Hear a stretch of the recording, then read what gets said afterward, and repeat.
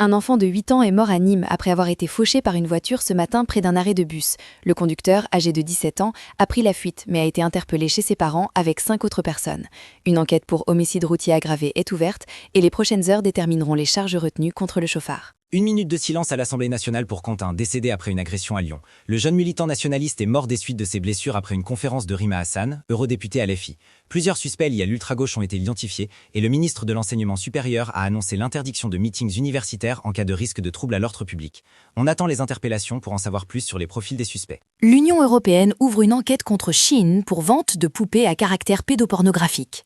La plateforme chinoise est accusée de failles systémiques dans le contrôle des produits et de pratiques addictives en violation du règlement sur les services numériques. Si ces accusations sont confirmées, Shein risque de lourdes amendes, marquant un tournant dans la régulation du commerce en ligne. La suite de l'enquête déterminera si Shein sera sanctionné et devra revoir ses pratiques en profondeur. Paramount a 7 jours pour convaincre Warner Bros. Discovery. Le géant du divertissement pourrait revenir sur son accord avec Netflix et envisager une offre de rachat de Paramount dirigée par David Ellison. C'est un véritable coup de théâtre car Warner Bros. Avait initialement rejeté l'offre de Paramount en décembre. Cette nouvelle fenêtre de négociation place le groupe face à un choix crucial, un mois avant son assemblée générale. La balle est donc dans le camp de Paramount qui doit présenter sa meilleure offre d'ici le 23 février 2026. L'accord avec Netflix est-il en danger ? Grenade lancée, coup de feu échangé, le raid est déployé. Un homme de 78 ans est retranché dans un immeuble à Châteauroux après avoir ouvert le feu sur les policiers venus l'interpeller pour des dégradations.